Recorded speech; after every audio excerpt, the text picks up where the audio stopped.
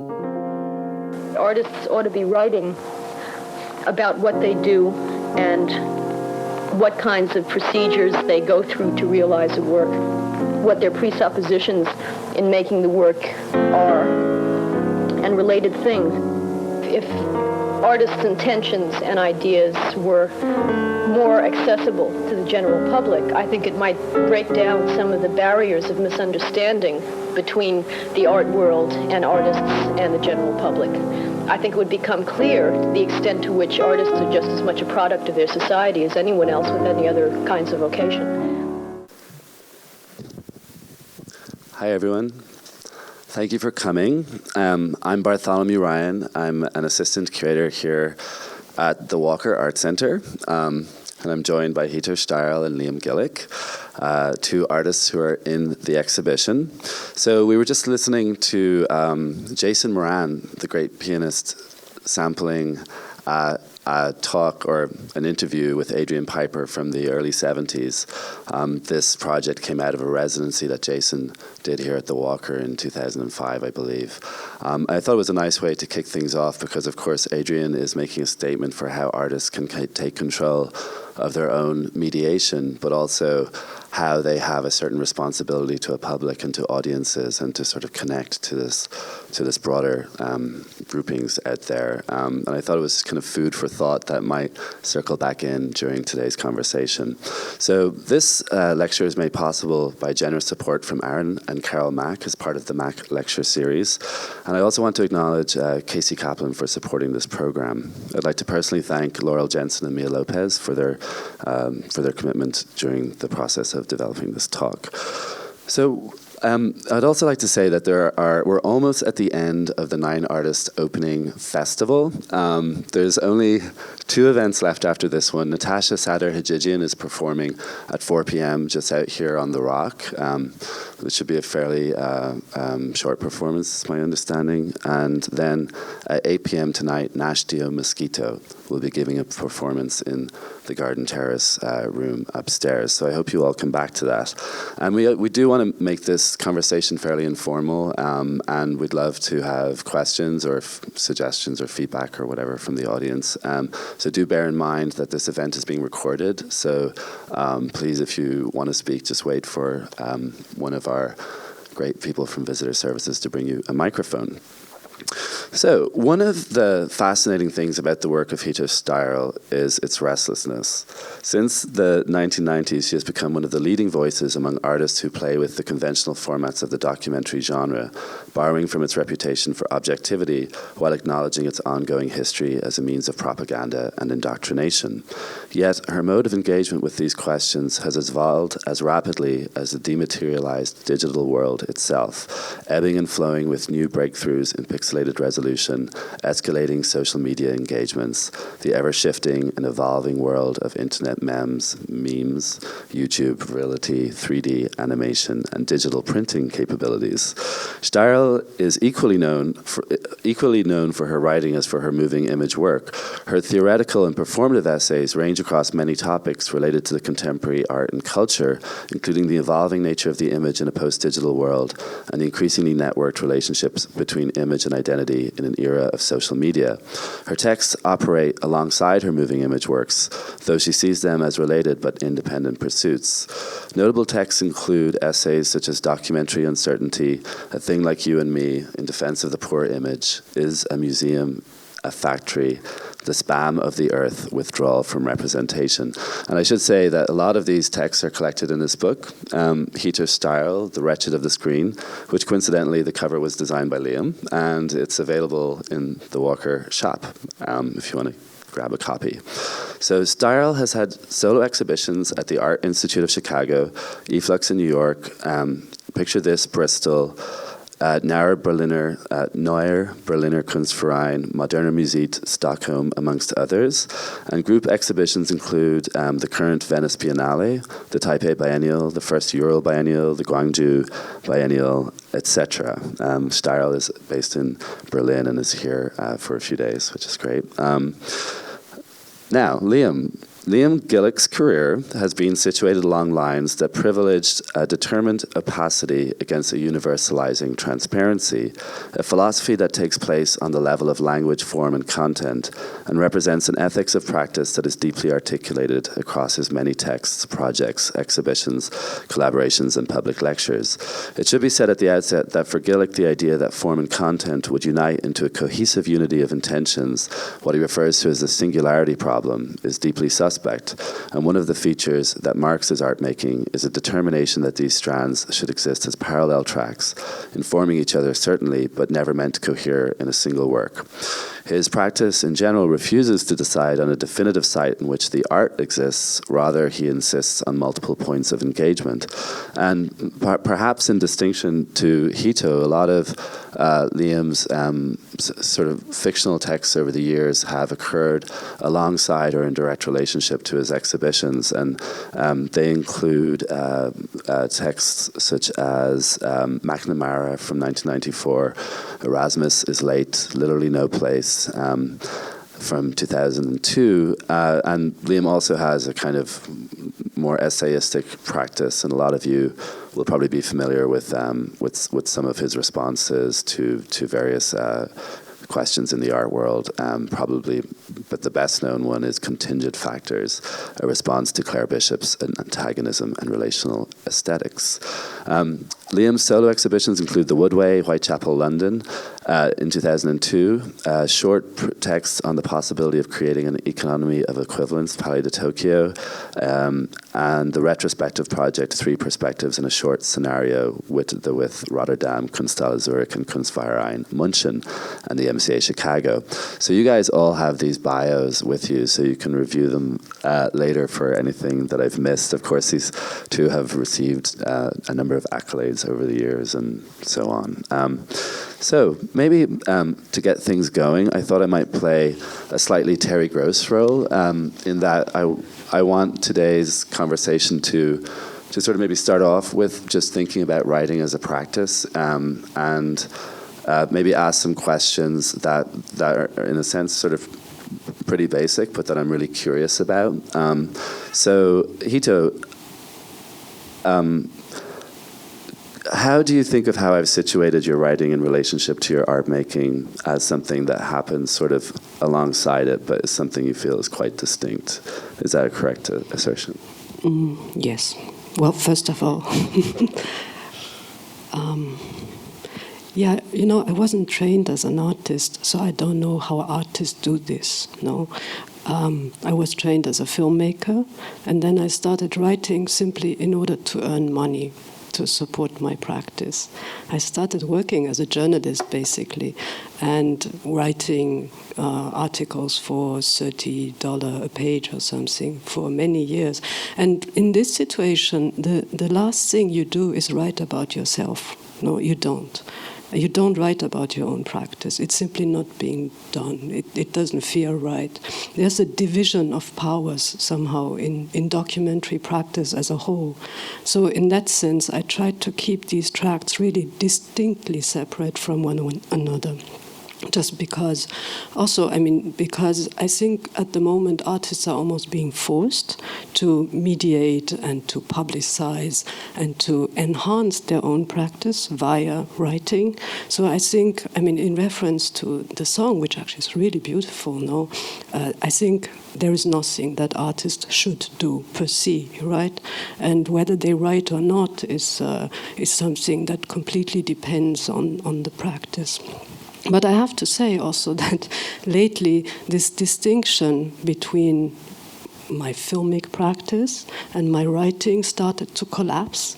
But this was more or less, I would say, a result of the changing of the whole situation, right? A result of austerity, in the art field.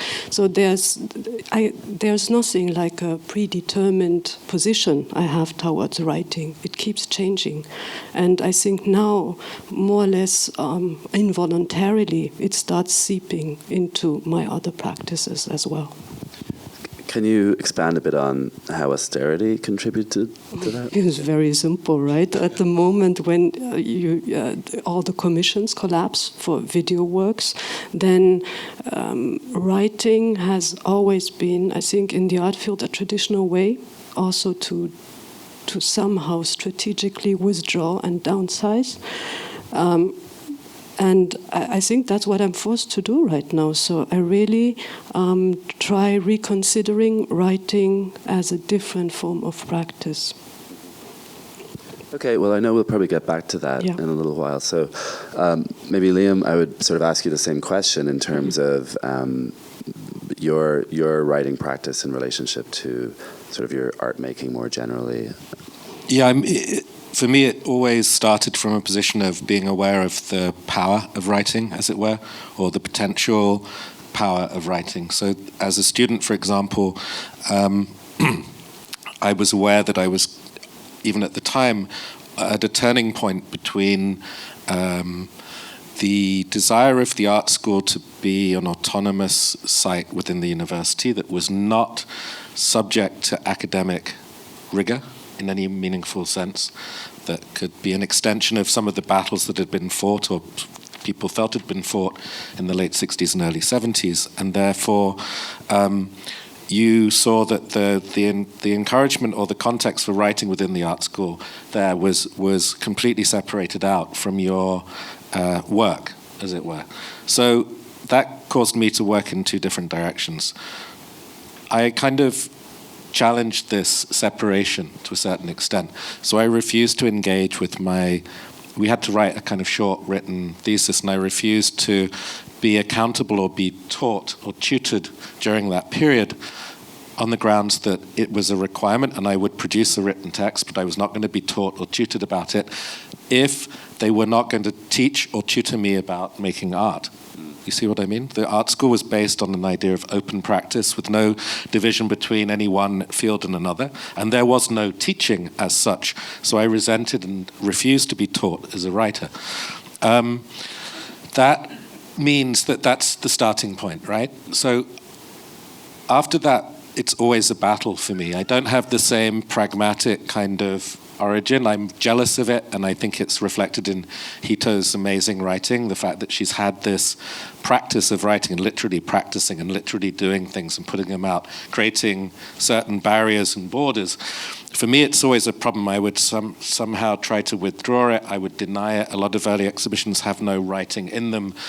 The one thing I did do, however, right from fairly early on, is I used writing as a way to avoid what you were talking about in the introduction, which is resolving form and content. So it was my way of getting around this question of what is the idea behind this work. I would work on extended, in a way, fictions, but maybe just standard sort of postmodern type texts that would somehow be my springboard for any set of ideas. So when you mentioned at the beginning McNamara from '94, that started as a number of film scripts, drafts for film scripts that were very, very long and detailed, but could allow me then to springboard some other ideas off that wouldn't have to carry too much weight or significance as objects in their own right. The process of judgment of the object or idea would be subject to the bounding problem of the text, like the idea of the problem of the text.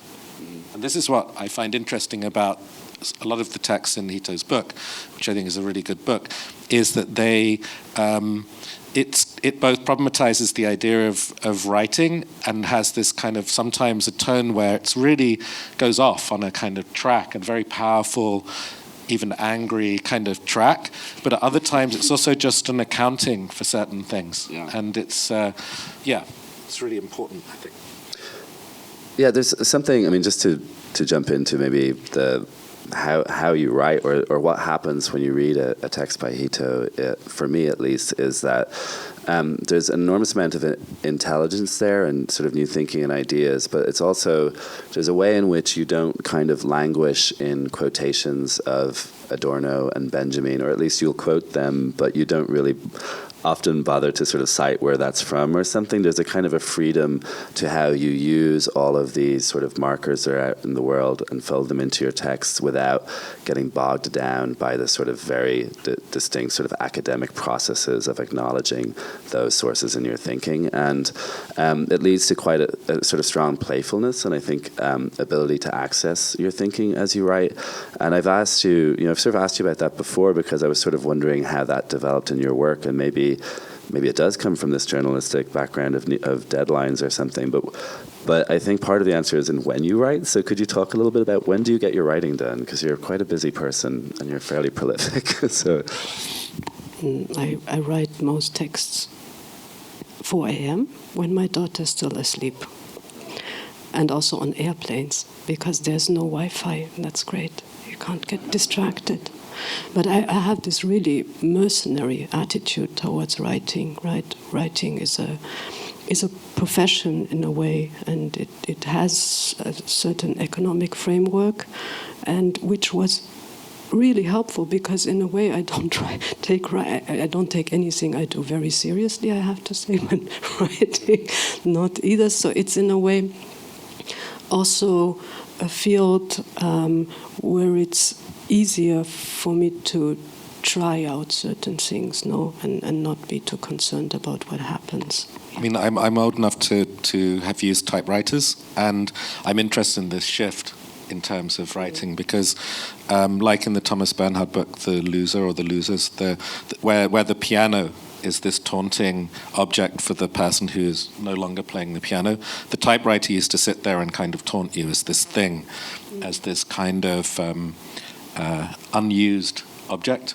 And I find that there's something that shifted about using a computer, and it seems odd and banal maybe to most people here, but there's something about writing that became, when it became silent and personal rather than clunky and noisy, something shifted. And that's when I started to write, funnily enough. Yeah, because the typewriter beforehand it always announces itself, and you could irritate your apartment friends or people living with you by writing. Writing used to be an annoying act. Yeah, absolutely. And now with a personal computer, it's much more become closer to editing, because I couldn't write without copying and pasting all the time, and then, inserting passages I wrote into other sections and cutting it up again, deleting and so on, which you couldn't really do that easily with a typewriter, right? But I found a good app for an iPad which actually reproduces the sound of a typewriter, and it does change the way you write. I'm absolutely convinced of it. I know, again, we're getting a bit off the track, but I do think these things are important because if we were talking about painting or making a video or doing something else, we might discuss tools and technologies. And I think there's a lot of banal, generalized pseudo-postmodern writing about writing, obviously, and especially writing in relation to art. And some of this, I just think it's it's hard to I think it's one of the things about that, therefore, is it's sort of it feels prolific as an act. There are kind of unwritten rules in a strange way about how you're supposed to produce as an artist, like withdrawal and expansiveness and so on. Writing feels sometimes as if it's not subject to these same things, and it tends towards feeling prolific. I feel that you're a prolific writer, but of course it may not be the case at all. It's something about the appearance of the writing lends itself towards that. Oh, well, I've just written a 28,000 word text for a catalogue that's upstairs, so people might think I'm slightly prolific, but it almost killed me, and I suggest you all go read it at some point, but... Now you caught me on the wrong foot because, it's not my first language. I don't know what the word prolific means. It doesn't mean that I don't use it all the time, right? Especially when it rhymes with something. But, if you... It's a bit like terrific. It's like exactly, a drug. Yeah. It's a drug related to creativity. It means to produce on a scale and on a regular basis in a way. It involves, and it is kind of terrific. Like Kippenberger was prolific. Oh my God! I'm not. then Okay, well, maybe Liam, Hito, or you? Yeah, no, Liam, I'll just ask you, I'm going to keep going like this, bouncing the same questions back to the artists until something happens really dramatic and the ping pong ends and we move to a different kind of game. You have your own writing process as well. So, and I have a feeling with you that it's less writing on airplanes, but I don't know. I feel like sometimes when I've been in contact with you in the run-up to this show and I've had to Skype you, you've been sort of like unshaven and sitting in your kitchen writing something. And so... Yeah, I mean, it's easy because I've kept my computer records. Or I started updating my computer media very early. So as soon as floppy disks were somewhat replaced by Jazz drives or eAmiga drives, I would update everything. So I have a full record of files right back to the 80s of writing. And it was about 12 published things a year until about 5 years ago, and then there'd be other bits in between. But what you've got to understand is that there's, again, it's coming back to this technical thing, and I don't know how interesting it is, but I do think I'm not the only one that has it or had it, is that something about the ease or the smoothness of using a computer keyboard allowed me to start to write as fast as I could think. And my father, who was born in 1937, had learned to type in the 50s for some strange reason or another. And it's hard to remember now how odd it looked to see a man in the early 70s who was not a writer, who was not an academic, who was like your dad, who went off to sell insurance in the evening and came home and had a run. And then he would type things or type notes to himself. And it looked really, really strange because it was a gendered, often in my suburban background, people who could type were women, not men, in a way. And this, to me, was a really fascinating thing, this kind of the fact that he could type. And my aim initially was a little bit like doing anything else. I wanted to be able to type. I wanted to be able to type extremely fast and the speed of my thoughts. So despite what you're seeing, I'm probably Googling something when you see me in that situation. Or I might be writing down some notes. When I actually write, I stop doing everything else and I switch everything off, meaning shut everything out, and I try and write as fast as I can think. And then I'll just do a whole draft, like any extensive piece of writing that's been published in eFlux or other things derives from an original draft that's incredibly quick. And it's the only thing I can actually do. I'm not sure I can do anything else, in the sense that when you meet people who can play the piano or they can skateboard or they can do something, I can type for a long time at the speed of my thought, and then I'm left with something that I have to work out what to do with it afterwards. And that's when the difficulties occur and also the potentials occur. And I recognize this a little bit also, I have to say, in Hito's writing, because I think that the tone of some of it feels like there are things that are coming out there that are not entirely the result of like thorough research. They are like bits of Hito's brain being laid down in the text that are incredibly revealing, and I'm not sure under close cross-examination she would necessarily always agree with herself. So it has this kind of, not schizophrenic, but this multiple personality disorder aspect to it.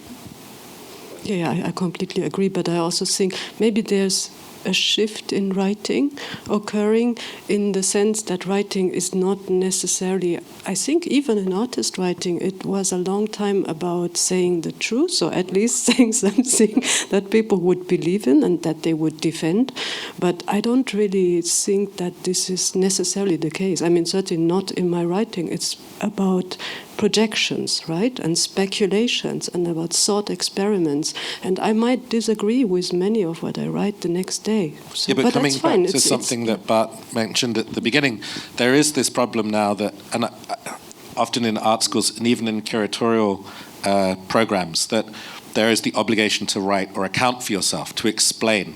Exactly in a way what Adrian was saying in the recording, this idea of the general public that needs things explained to them. And I've often defended the right of students in studio programs and in curatorial programs to not write, to withdraw, to refuse to write. And we got to, when we talk about writing as an assertive choice or a kind of a political game, if you like.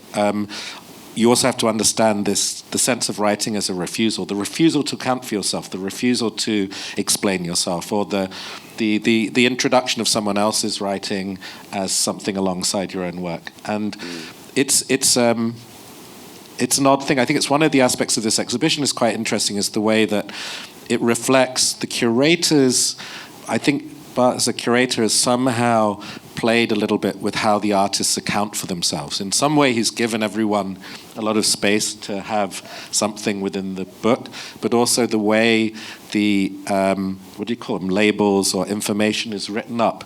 It's not quite, it's finding another gap in between the idea of the artist as someone who accounts for themselves, and on the other hand, it's not really exactly the institution just explaining everything. There's a lot of reading between the lines. The bits between the lines are actually on the wall, or have actually become the lines. And I find that quite interesting. For me, it's not a problem of clarity. The problem, Adrian's observation that the problem is about understanding, I'm not sure it's about understanding anymore, necessarily. Yeah, it's maybe about the irresolved parts, right, of works or thought process, or just about the possibility that something could be left irresolved as a problem and pushed forward as a problem or as a question or as an approach, but not pacified, not explained. I think we both just occupy a gap that occurred historically sort of by accident in a way, because with the rise of the curatorial voice from the late 80s onwards, it left a kind of space of critical writing that was neither accounted for in the magazines nor in the exhibition catalogue or in the work of the curatorial voice, as it were. And so I don't know where that goes next, or because people are very aware of that now. But there was a while where you would feel that there was no, I don't know how to say it. It's not no space, but in a way, there was an enormous space to be filled up with ideas and contingent texts, and on the other hand, there was a kind of a tiny gap of ideas that was being closed down from both sides by the emergent kind of neo-academic contemporary art historian voice and the increasingly content-full curating world of exhibitions surrounded by endless conferences and more speech acts, more and more speaking, literally just speaking and exchanging and discourse. But also very rigid in form, right? Maybe, I very academic. It's sort of what I wanted in a way. Absolutely. Growing up in England in the 80s, there was no conference around exhibitions that should have had a conference to try and argue about ideas. What's rigid? The forms of that form of writing were quite rigid, but also the forms of even staging that writing, of performing it, of reading long papers, no? Yeah. So that there was no reflection on form at that time. But it was totally necessary. I absolutely agree. Yeah, to reintroduce thinking as such. Yeah. I mean, there's a few threads here that are very interesting to me. One of which is that just so you guys know, Liam and Hito's texts are published, in journals, magazines, and online venues such as eFlux Journal, which I think has sort of built a reputation for developing a platform for various kinds of contemporary approaches to writing by artists and curators and others. But one of the threads of the exhibition, of course, has been these two words like identity and biography, which have kind of circled around it and also been avoided a lot because they can often get one into certain pitfalls or produce certain expectations, particularly in the art world where those words come so laden with a specific history that's been variously misunderstood, maligned, and so on. And getting back to Adrian a bit, where she's talking about artists ought to be writing as if sort of the writing, in a sense, becomes a way to negotiate the work, but also perhaps situate the artist in relationship to a public and so on. it's the kind of question I don't really want to ask, but I'm going to ask, how do you see the writing in relationship to yourself and your sort of day-to-day and your kind of biographical status? Or So can I just shortcut that? yes. Yeah. So if I transfer the question of identity to writing, then we are immediately reaching the question of copyright, right? Because the copyright is the identity or the origin or the genealogy or the property of the writing. So I think if I'm going to think about identity in writing, the first thing I need to do is to think about copyright, at which point I also would like to emphasize that this book, for example, is freely downloadable. No one should buy it. Really, I mean, I totally endorse the cover, but not the fact, that anyone should have to pay for that. Don't tell people. Why? It's in the shop. No, that's it. No, but I think, these are questions which are really crucial today.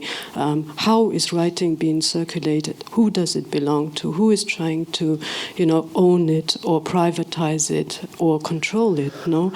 And for me, the question, I wouldn't have started writing if the internet wouldn't exist. And for me, this is the prime platform for writing and the prime platform for dissemination still, no? I mean, there's a whole number of issues with the internet, most obviously. But the fact that anyone could access a text at any point in time for free is still really, has made a lot of difference, I think. And your practice both as a maker and as a writer, I think it very much takes on a sense of freedom in relationship to sources that's sort of vital and crucial to you. And maybe that's a good point to talk a little bit about your contribution to the catalogue. I withdrew it because there was a copyright issue. Yeah. So it was a few days before we went to print, and I was on a work trip, and basically Hito made the decision to withdraw her text from the catalogue based on us not getting permission from the rights holder for a song from Les Mis, I Dreamed a Dream, to reprint the song in full, which I think Hito and certainly... Could you just explain, you mean you couldn't get it, or you didn't try and get it? Well, no, we tried to get it, which was probably the first mistake. And then they said... and then basically it went into this long negotiation about whether or not we could reprint the full song, and it wasn't the most pleasant negotiation, and ultimately there was a compromise. But then a few days before the compromise, before the book went to print, the rights holder decided that they didn't want us to use it because they felt that Hito was being rude in her writing about Les Mis, which actually isn't that true. That's I think true, the way that song functioned in that text was incredibly beautiful. But that was a real moment in a sense, because you had the sense that, well, yes, we could enter into some long legal battle and defend this, and I think we were prepared to in the context of the book. But not in a wider context, because that could get too sort of unruly. So what's in the book now is a short statement from Hito and some images of these barriers, and no text. I think it works perfectly well. In a way, it's really the essence of my writing, a sort of montage of things which I didn't make. Just as, the pictures were sourced by you and stuff at the museum. So in a way, it's a real good example of how I really work. And it's all about barricades, actually. It's a sequence about, different barricades in history. Could you, as nobody can read the piece, could you tell us a little bit about it? Yeah, very shortly. It's something based on a real event. I happened to meet a person in the mountains who was a rebel, and he told me about the art projects he wanted to realize. So in this text, I ruminate around the question of what is artistic practice nowadays? What is mass artistic practice? What does it mean to live in a world where basically everyone has an art project? What does it mean for art? But more importantly, what does it mean for society? Will there be any social changes, social shifts in relation to that new, or let's say, newly popularized desire? So I was trying basically to realize the art projects, which essentially was a literary project. One of them was to write a sequel to Les Misérables. And in this sequel, one of the main characters, a policeman called Javert, he wouldn't kill himself. So there would be a sort of alternate ending to Les Misérables, which I tried to realize by writing this text, which then couldn't be published in the end. And so this rebel in the mountains, wanted to rewrite Les Mis because he felt that it was a cop-out that Inspector Javert would kill himself because, everybody knows this story, right? But when Javert realizes that the other guy is actually really kind of a good person and not just morally evil because he's a criminal, it sort of breaks his ideological, psychological makeup to such an extent that rather than become a sort of active pursuer of social justice or something, he just kills himself. And that's a kind of a really interesting thesis that this rebel had, that he wanted him to become an active contributor to society rather than to remove himself. But yeah, so that text is not in the book, but I think you're right in that a lot of the ways I talk about people like Liam and Hito and the other artists in the show throughout my essay is I use these terms like how, and I don't know what you guys really ultimately think about this, but how they negotiate their complicity in the world. They feel, they understand that there's no sort of pure space for the artist outside of society. And so, in a sense, you're not ideologues adopting this heroic stance. But what I liked about what you did, Hito, was ultimately is that you showed that there are very definitive lines in the sand that you don't want people to cross, and so that gesture sort of slightly undercut that argument to a certain degree, but yeah. No, I would have preferred to publish the text, to be honest. Yeah. For me, I think sometimes the problem is it's different. It's a different kind of edge, and it's more about the question of difficulty in a way, and the potential of difficult writing. And coming back to anticipating the question about background, like anyone here who maybe for family reasons or cultural reasons is either identifies with some background or it's put upon them. From a young age, growing up in London, there was an assumption that I might, if I could not write, I would at least be articulate.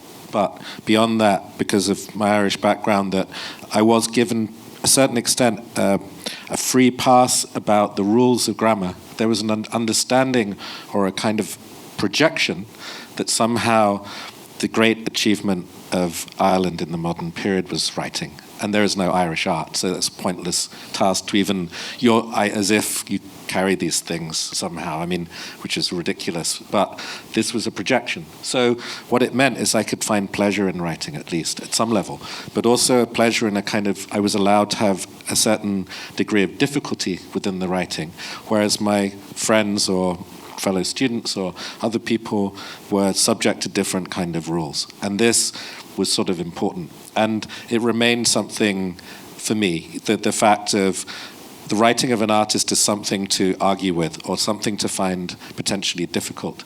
I'm a great fan of the great clear American writers in a way, like Judd, who wrote amazingly and clearly and took a position about his art and other people's art. But of course, what I really like to do is when I'm reading, say, Hito's work or certain other people, is I'm actually having a real fight with it, a battle with it in a different way than I'm having maybe when I'm confronted by an artwork. And that's not because art fails, it's because the problem of art is always has different elusive is more elusive, maybe, or the struggles about art are both more passive and more easy to simplify somehow. But for me, some of it's about this reaching out, like reaching towards something, trying to get towards something that can't quite be held, and also it's a form of sometimes accounting for yourself. Like the text that's in the book was a deliberate act. That when I was selected or asked to represent Germany in the Venice Biennale, I was very aware that the artist before me, and probably, although I didn't know who it would be, the artist after me, view themselves as kind of artists who refuse to maybe even engage with anyone. They defend the autonomy of their artistic practice. They won't talk to people. They won't be interviewed. They want to make it difficult. They want to be in a certain position. So I made a distinct, deliberate decision at the beginning that the first thing I would do would be to deliver a lecture in Berlin where I would somehow kind of account for myself, which is both a destructive act and a constructive act at the same time. But it was mainly in order to reposition myself in relation to the idea of the German artist, as it were. So for me, these things are always culturally specific. They always carry their own histories. And I think it's also easy to forget how recent and how, coming back to copyright, the other side of copyright is kind of censorship, which seems to be something that we imagine cannot exist anymore within the interconnected world of the internet and so on. But of course, the question of censorship still exists for me as a sort of somehow as a thing that got it's there as a sort of taunting thing in the back somewhere. The question of what can be published. It was only 2 years before I was born that Lady Chatterley's Lover was allowed to be published in Britain. We're talking about recent history, and there's still the question of writing as an artist has to also be looked at, not about writing as an artist, but also the question of writing as a thing in itself, and what that, who gets to speak and who gets to publish and who gets to be heard. It's still incredibly important. It seems so obvious to say it, but I think sometimes we miss that within the discursive, within the idea that we should all get together and have panel discussions, and we should talk about ourselves and talk it through, the kind of psychoanalyzation of like everyday practice and everyday life and the curation of everyday life. You kind of forget about the evidence of the text and what that means to publish a text, and for the fact that it kind of sits there as you're responsible for it. Your name's on that text, and you're kind of stuck with it. Yeah, well, Hito, just thinking about one of your, quite a well-known text of yours called Documentary Uncertainty. If you go into the exhibition, you'll see a triptych of red sort of reddy orange screens that are glowing, and another piece by Hito, a video much more recent. That the triptych is from 2007 and the video is from, I guess, 2013. What's fascinating to me about going back and reading your texts, like Documentary Uncertainty, in which you kind of analyze the sort of the current global flow of images and how they're controlled to an extent by corporations and governments and so on, and relate that back then to, well, maybe you should tell us what it's about a little bit, or.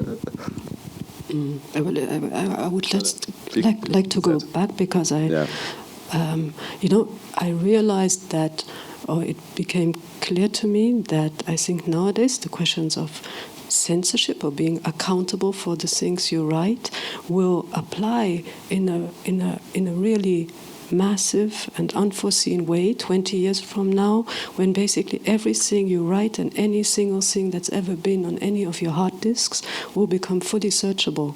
So the question of not being accountable for the things I write in public, but more than the things I write in public, the private writing, is what I will be held fully accountable for. This is something that only hit me like a few weeks ago, and that I'm really curious how that will change writing as a whole, right? What are going people to allow themselves to write on computers from now on?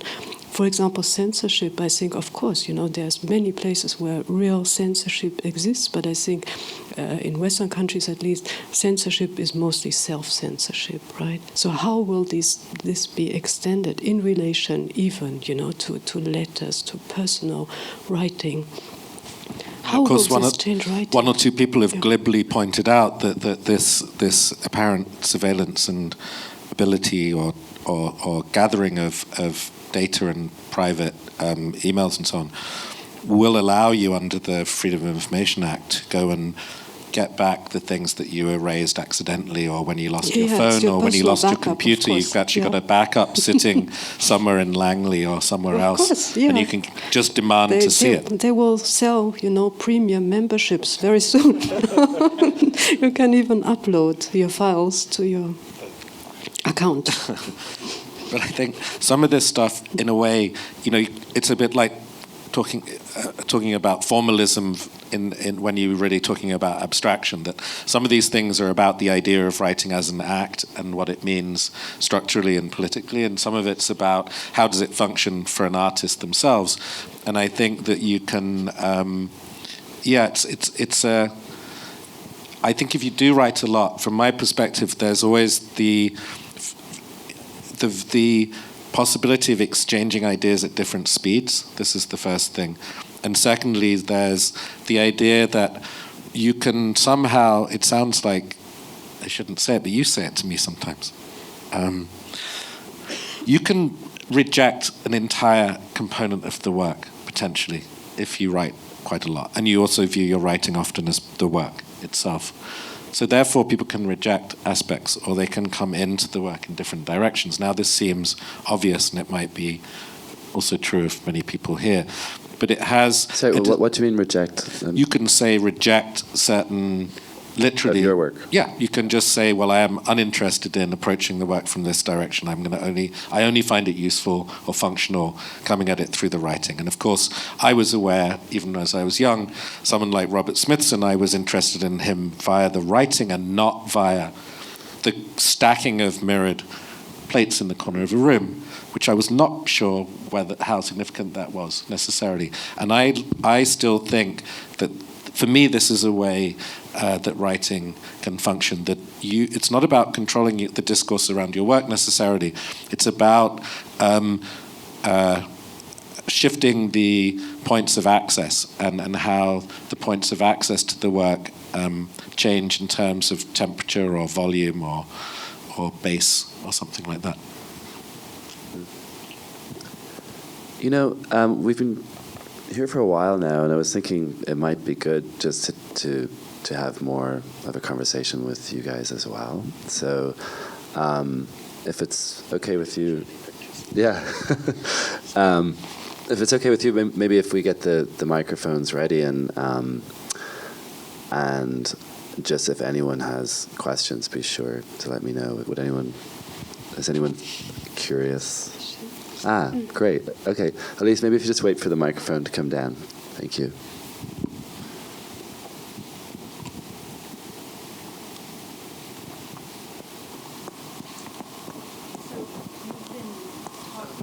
I don't think it's on.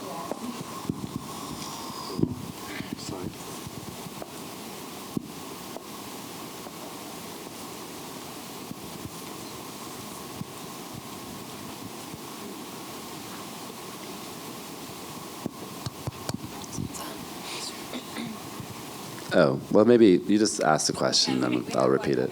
Okay. Technology is silencing me. So Liam in particular mentioned accounting for the self through writing and that's sort of problematic. And I'm curious about, from you and from Hito, about accountability in relationship to intentionality in writing and sort of thinking after the death of the author and sort of in relationship to your work.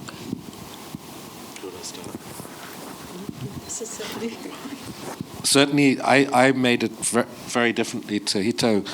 I made a very deliberate early decision to work in the field of art or to try to be some kind of artist. And that's because I felt that there were spaces within that world opened up through some of the similar analytical kind of thinking that would also talk about the death of the author, that meant contemporary art was not a place to make art, it was a place to do certain things with a very high consciousness of these erasures or ends games or potentials, right? So for me it was definitely as it were, going to art school or thinking about being an artist was a place where I might be able to play out certain things without needing certain cultural permission. So it's a bit like, yes, there is the death of the author, but therefore I will write, as it were, within this environment. And to a certain extent, you had not exactly a completely open terrain, but it wasn't subjected to the same judgment that was emerging, certainly in the 80s, about how you would judge the effectiveness or the effectiveness of a kind of postmodern artwork.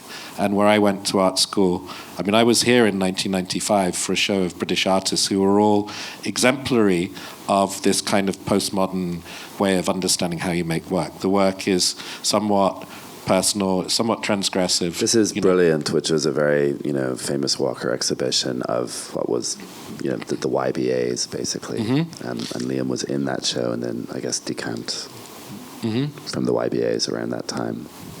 But the most of the work in the exhibition would try to deal, it was sort of collaging what would you call it? It would be sort of collaging some sort of set of ideas, objects and ideas, and trying to compare them to what, to the sort of the intentions of the artist or something, and then sort of trying to modify the objects and the intentions till you get to this point where you create a kind of mise en scène of things or ideas that somehow can be a stand-in in a way for the personality of the artist. I have to say, in that exhibition I showed documentary work that I made with a friend of mine, so I got ignored. But what I'm trying to say about that is that writing within that context seemed to be evasive more than anything. It had this kind of evasive potential. I mean, I have no issues whatsoever with assuming the point of view of a writer, not an author. But on the other hand, I mean, this is an idea that just came to me now, but I think the world is written in such a much more fundamental sense now that basically anything in this room is translatable and translated into code, which is basically a writing that no one really understands, I mean, that very few people really understand, and that is almost unreadable, but this is what the world consists of now. So writing in this context as a translator or someone who doesn't understand how to translate that or to write that or to author that at a moment in time where basically the whole world is authored by the non-authorship of code, no, that maybe shifts completely the whole situation.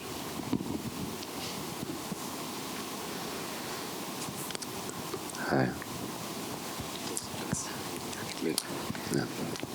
So I should apologize first that this is just a few pieces and maybe not a question in full, but I'm thinking, as I have, Hito, the galleys of your book printed out in my bag right now, I'm thinking of a question about the essay, maybe on even a formal level, and perhaps the difference between critical work in something like Efflux, which would even be distinct from magazines such as Texte zur Kunst or Artforum or what have you, and what I do, what I have done, which is the traditional art historical academic, 3-5 years of peer review process. And maybe the last piece I'll sort of put on the table, to try to cobble a question is, can we think of a poor essay in the sense that you also, in the sense that you theorized a poor image?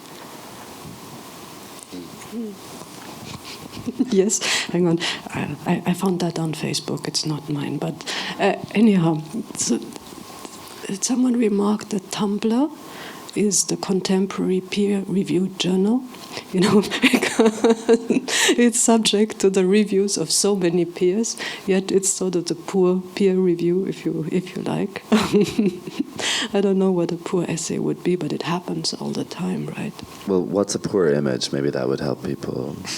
Oh, yeah, that's the sort of visual rag or compressed image matter, former image matter that we are confronted with, basically. We have been. This is really interesting because I wrote that in 2009 when there still was a lot of low-resolution images around, which is not the case anymore. Yeah, because resolution bandwidth has improved or become more wide. Is that how you say? So resolution has also been higher, or the standards have been set higher. But what would a poor essay be? I don't know. What do you think? Well, it seems like it's a question of... I think your microphone is off again. Oh, I don't have that anymore. But it doesn't matter. You were using your pen. That's fine. My sense is, to use poor in not in the sense of obviously, a bad essay, but my sense is that this has something to do with, scales of time, right? And also the question of critical urgency. The first thing I ever wrote was not published until 5 years later. It was on something that had happened that summer and was completely obsolete by the time it was in an academic book. And so I'm thinking, especially and this is a very sort of overstated difference, but between, say, October on the one hand and Efflux on the other hand, and how, we might think of something of a formal poetics of the critical essay through, dissemination technology and, the way you transvalue the term poor in your discussion of film and video.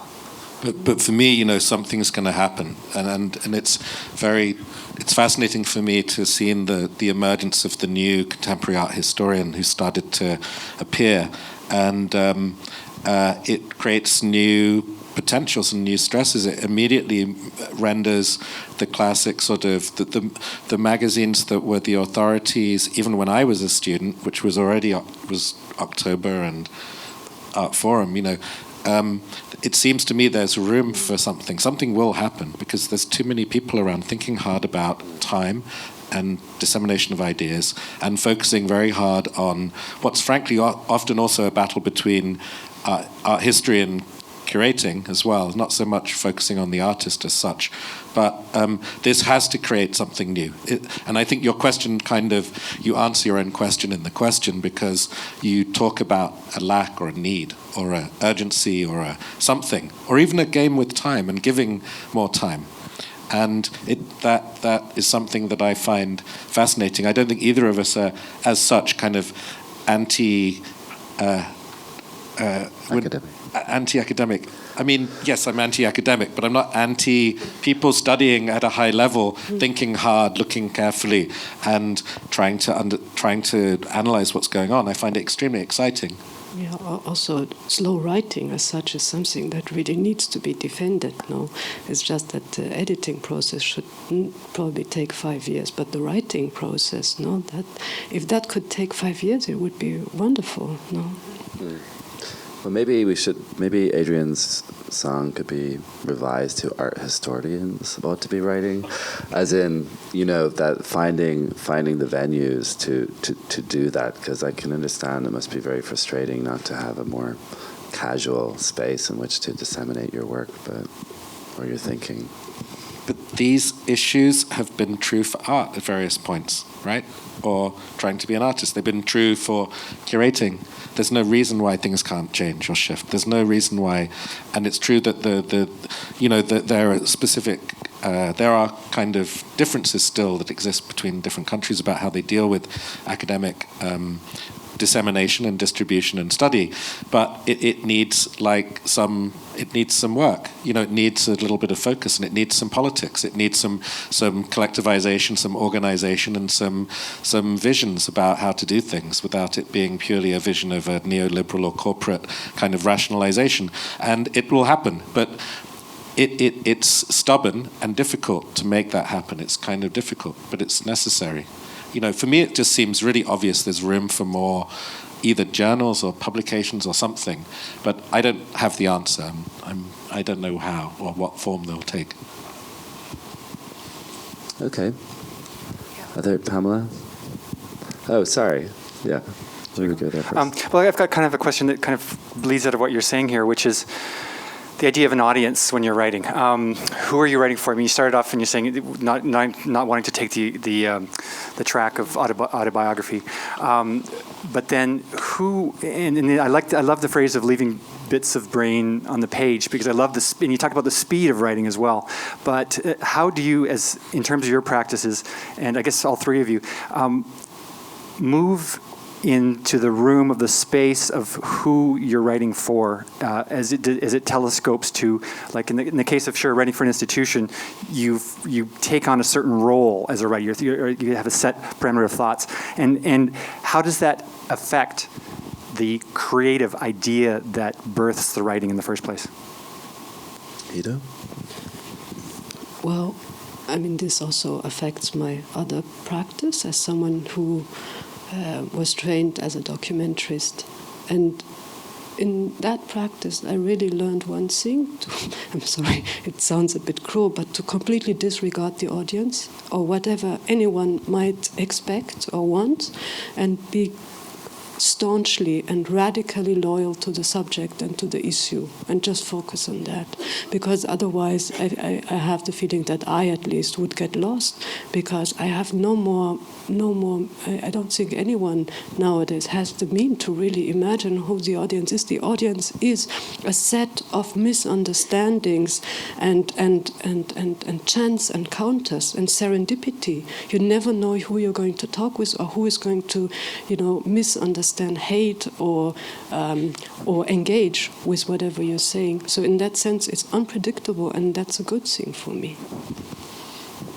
Yeah, I mean, one of the things I find interesting is that there are different questions about writing than there are compared to exhibiting a work of some description, whatever that might be, even if that's also writing. And often these things come down to me. To me, it comes down to a problem about trying to work out this question of audience and public. If you listen to Adrienne at the beginning on the recording, she talks about the general public, and of course, going back to what you were asking about the death of the author. This question of a public, of course, is a kind of seems crazy to us. Even especially coming from Adrienne, who you'd think is an exemplary figure for pointing out that there is no general public. There are specific kind of audiences, specific politics of need and desire and so on. And so anyway, the point is that often there seems to be a difficulty in people muddle up audience and public, and so therefore I'm trying to be inconsistent, and sometimes I'm writing for one person, and sometimes I'm writing for myself a long time ago, or I'm inconsistent. But also just to contradict myself. I think there's one thing, at least, that I really try to stick with, that it shouldn't be for a specialist audience, right? That it should be accessible just in terms of language, or in terms of the vocabulary used, right? That is something I feel strongly about. Okay. Hi. Over here. Pamela? Yeah.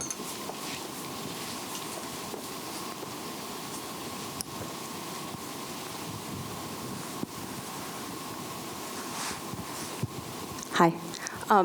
Just to kind of go off what you were just talking about, I thought it was interesting earlier how you were saying the new face of writing for work, and not being overly didactic about, as an artist, about your own work, or as a curator about the work in the show, and kind of leaving that space in between. And I thought that was very interesting, the new face of expectation, or the new face of writing for work, and letting the audience kind of make those connections without being overly didactic. And I think there's been a lot of talk about that around here as of late. And so I'm wondering, my question for you is, with that new paradigm, how do you allow for inclusiveness and not exclusivity?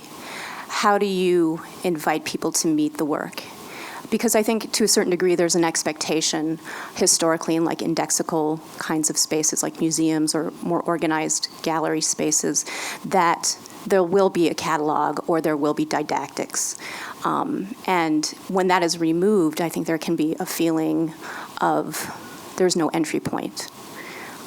So I think there needs to be a consciousness shift on expectation, perhaps, to live in the mystery or be okay with the mystery or let the work speak on its own terms rather than kind of being told, which I think is a historical expectation. So I'm just curious how you feel about that sense of making that shift, like through to the public or audience or however you want to call it. I might have a first stab at that one, actually, because it's something that obviously as a curator in a fairly large institution, one has to think about a lot.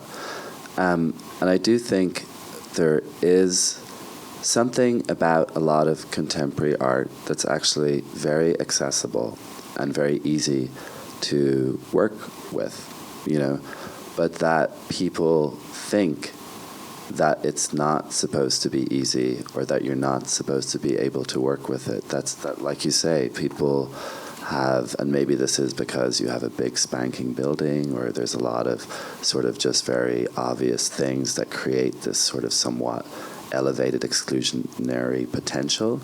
But that actually, if you look at one of Liam's vinyls up in the gallery, Liam can't even tell you what that's about. I mean, sorry.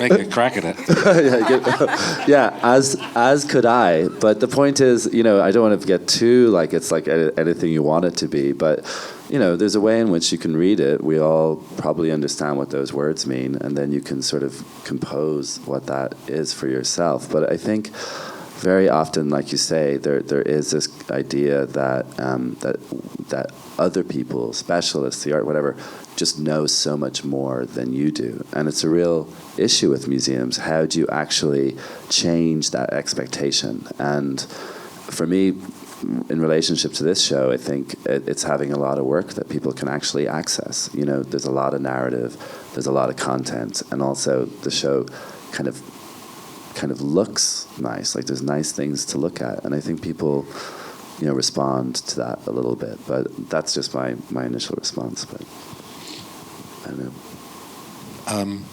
Should I say something or not? Well, do you want to? No.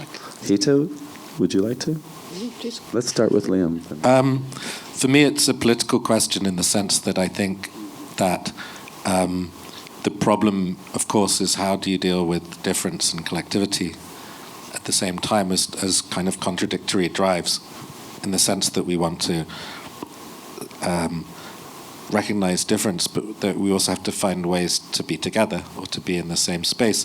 Therefore, for me, it's an institutional thing. The institution has to be at the head, at leading things, in a sense, in how you deal with these kind of questions. And I think there's a lot of responsibility to be, placed at the door of a place like this. And I think to a certain extent it seems from the outside it seems to change over the years. It's not the same as it was 18 years ago.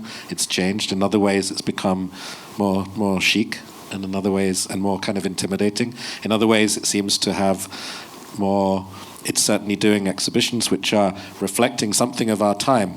So I'm assuming some people, not necessarily the people here, but some people coming here assume that the job of this place is to show you what's happening right now. It seems so obvious. It seems to be doing that to a certain extent. But I think that we're all aware as well that these things are not really completely worked out yet. They're, in a way, that's not because of you or anything, but these things are still in progress. And the appropriation or the stealing of words of art, like curating, creativity, and so on, like curate your life. Even Macy's has a thing about how you can curate your look for the winter time. That there are these, it's a complicated time to have an institution, I think, and a complicated time to think about how to communicate with people that maybe, it's a tricky one. It doesn't get easier. If anything, it gets more difficult, I think. Yeah, it was, when you were talking about the phase of writing, I misunderstood, and I was thinking about the face. I mean, FACE, and I was, thinking about what is the face of writing? Has it changed? Is there a face? Who is the face? Is there one face? Is there many faces? Is it a typeface, maybe? I immediately started thinking about, typefaces which cannot be read by machines and so on. Which is the face of writing? But then it seemed to me, trying to really take the question of institutions seriously, as much as possible. It seems to me that the only person who will be able to really truthfully say what Liam's work is about, is you or other people. So how would this writing be facilitated by any institution, a sort of montaged writing of, various points of view, which essentially has not one face but many faces or no face? So that would be an interesting question. Could that any sort of exhibition, is this a trigger for a writing which needs to be orchestrated somehow, or montaged, or that would montage itself? I totally agree with you, and I think what I'm talking about, or I'm speaking to, is like the sense of expectation of that. And I think that work operates better often without the didactics and letting people meet the work on their own terms. I totally agree. But I think there's kind of a consciousness shift that's happening where people are running up against those expectations. And it's interesting that the conversation led there. So, thank you.